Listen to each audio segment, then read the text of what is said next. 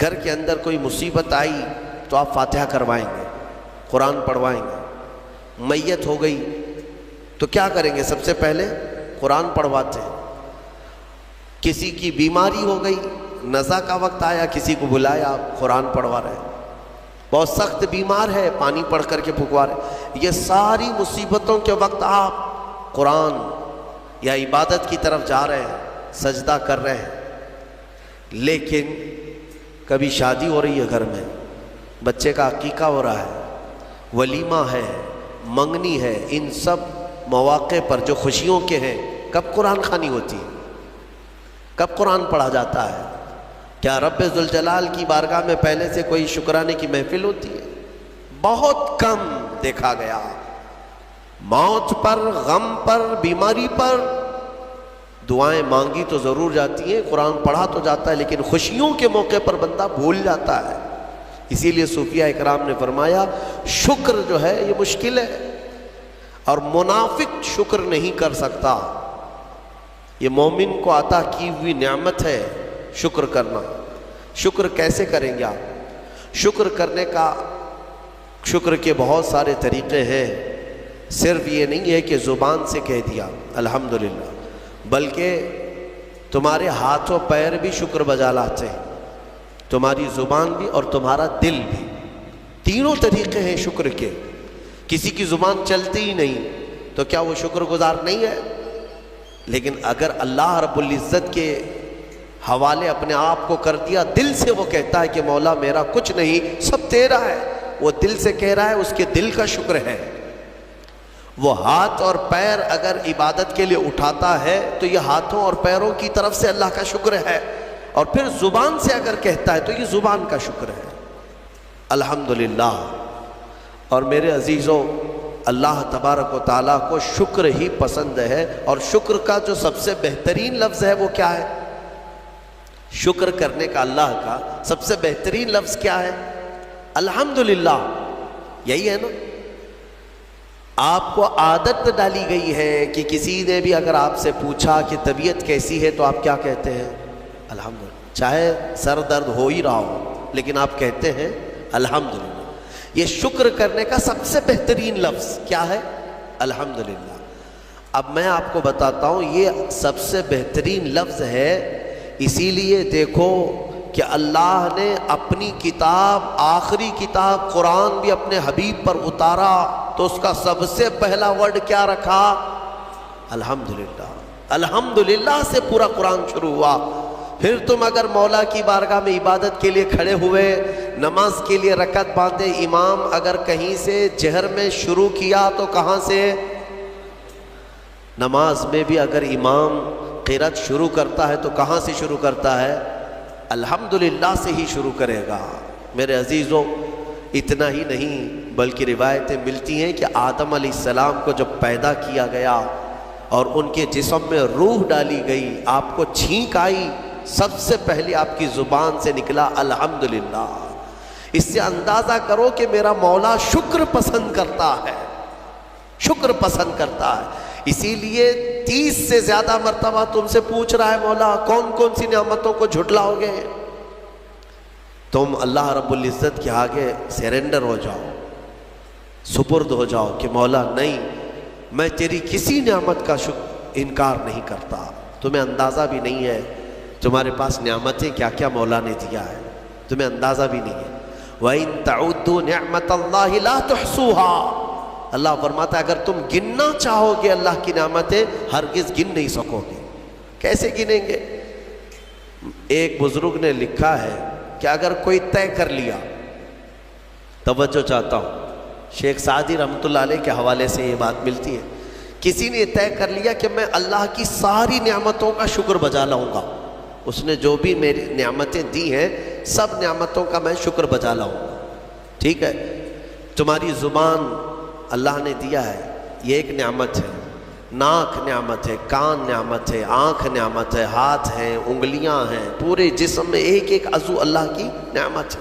پھر پلس اس کے علاوہ جینے کے لیے جو یہاں پر گھر دیا یہ نعمت ہے، زمین پر چلنے کی طاقت دی یہ نعمت ہے، اور سونے کے لیے ہمیں بستر دیا، پہننے کے لیے کپڑے دیا، یہ نعمت ہے، رشتہ دار دیا، یہ نعمت ہے، اولاد دیا، یہ نعمت ہے، ماں باپ دیا، یہ نعمت ہے، اچھے دوست دیا، یہ نعمت ہے، اسلام دیا، یہ نعمت ہے، ایمان پر رکھا، یہ نعمت ہے، اپنے آخری نبی کی امت میں پیدا کی، یہ نعمت ہے۔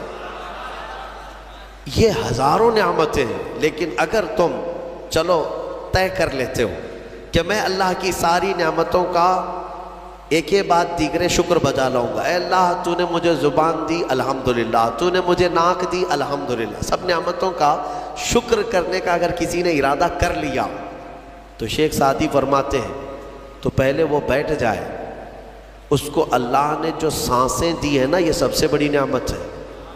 ایک سانس اندر جاتی ہے، یہ نعمت، سانس باہر نکلتی ہے، یہ نعمت۔ اگر تم نے سانس لے لیا نکلی نہیں باہر تو ختم ہو گئی تمہاری زندگی، اور سانس نکلی اندر لے نہیں پا رہے ہو، یہاں پر بھی زندگی ختم۔ سانس لینا ایک نعمت، سانس باہر چھوڑنا یہ ایک نعمت۔ شیخ سعدی فرماتے ہیں اور ہر سانس نہیں ہوتی ہے، پرانی سانس نہیں آئے گی، پھر ہر سانس نہیں ہے، تو ہر سانس کے بدلے ہی تم اگر الحمدللہ کہتے رہ جاؤ گے تو زندگی گزر جائے گی سانسوں کے شکر پر، باقی نعمتیں ویسی ہی رہ جائیں گی۔ صرف سانسوں کے شکر پر تو زندگی گزر جائے گی۔ میرے عزیزو، اندازہ بھی نہیں کر سکتے کہ اللہ نے کون کون سی نعمتوں سے نوازا ہے۔ تمہیں پتہ ہے، میں ایک مرتبہ اس چیز کو بھی پڑھا تھا کہ اگر تمہیں سانس خرید کر کے لینا پڑ جائے، ہاسپٹل میں جا کر کے دیکھو، آکسیجن کا ایک سلنڈر جو کبھی مریضوں کو لگایا جاتا ہے کتنی قیمت کا ہوتا ہے، دن بھر میں وہ کتنے سلنڈر سانس کھینچتا ہے۔ اس اعتبار سے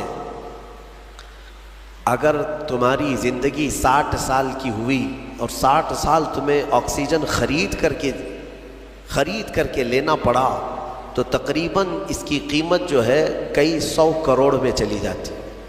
ایک اندازے کے مطابق 50 سے 60 کروڑ کا آکسیجن تمہیں لگ جاتا ہے۔ تو کیا یہ ہر آدمی کیپیبل ہے اپنی سانسوں کو پیسے سے خرید سکے گا؟ اور رب ذوالجلال نے تمہارے لیے اتنی آسانیاں کی ہیں کہ سانس ایسا نہیں ہے کہ فلاں شہر میں ملتی ہے جا کر کے لائیں اور پھر کھینچیں، تم جہاں ہو تمہاری ناک کے قریب ہوائیں کیا ہے۔ اس رب قدیر نے اتنی بڑی نعمتوں سے تمہیں نوازا، تمہیں اندازہ بھی نہیں ہے۔ اور اسی لیے رب تعالیٰ فرماتا ہے فَبِأَيِّ آلَاءِ رَبِّكُمَا تُكَذِّبَانِ، تم میری کون کون سی نعمتوں کو جھٹلاؤ گے۔ حاتم اصم ایک بزرگ ہے، حضرت حاتم خلیفہ ہارون رشید کے زمانے کے۔ خلیفہ ہارون رشید کے زمانے میں بادشاہ نے ایک مرتبہ ان کو طلب کیا اور پوچھا کہ کچھ نصیحت کیجیے آپ مجھے۔ وہ اکثر بڑے بڑے علماء کو دربار میں بلاتا اور نصیحت حاصل کرتا۔ حضرت حاتم اصم رضی اللہ تعالیٰ عنہ نے بادشاہ سے ایک سوال کیا کہ ہارون، اگر تمہارے ساتھ ایسا ہو جائے زندگی میں اور پیاس کی شدت ایسی ہے کہ تم بلک رہے ہو، اگر تم کو کوئی ایک گلاس پانی دینا چاہے اور وہ پیسوں میں دینا چاہے، اور اس آدمی کے علاوہ کسی کے پاس پانی نہیں ہے، تم ایسی جگہ پر پہنچ گئے ہو جنگل میں یا صحرا میں، تو تم اس کو کتنے پیسے دے کر خرید سکتے ہو؟ ایک گلاس پانی وہ بہت بڑی قیمت لگا رہا ہے، تم کو اگر بہت شدت کی ضرورت ہے تو تم کتنا مال دے کر کے خریدو گے؟ خلیفہ ہارون رشید نے کہا میں اپنی آدھی سلطنت بھی دینے کو تیار ہو جاؤں گا ایک گلاس پانی، کیونکہ ضرورت ہے انسان کی، جان بچانا ہے۔ تو حاتم اصم نے کہا ٹھیک ہے، تمہیں پانی تو مل گیا، کبھی ایسا ہوا تمہاری زندگی میں تم نے پانی تو پی لیا، پیٹ بھر کر پی لیا، پیٹ بھر کر کے، لیکن پانی اب نکلتا نہیں ہے، باہر نہیں نکلتا پانی، کوئی صورت ہی نہیں ہے کہ تمہارا پانی باہر آئے، پیشاب بند ہو چکا ہے۔ کوئی ایک حکیم ایسا ہے جو تم سے یہ کہے کہ میں تیرے پیٹ کا پانی باہر نکال دوں گا تو اسے کتنی قیمت دے گا؟ ہارون رشید نے کہا اس کو بھی میں اپنی آدھی سلطنت دے دوں گا، میرا پانی نکال دے۔ تو حضرت حاتم اعصم نے فرمایا ہارون تیری پوری سلطنت کی قیمت ایک گلاس پانی کے برابر ہے، اگر نہ ملے تو آدھی سلطنت اور مل جائے نکالنے کے لیے آدھی سلطنت، تو سوچ وہ رب ذوالجلال بغیر کسی قیمت کے روز تجھے پلاتا بھی ہے اور روز تیرے سے نکالتا بھی ہے، کتنی بڑی نعمت ہے تیرے لیے۔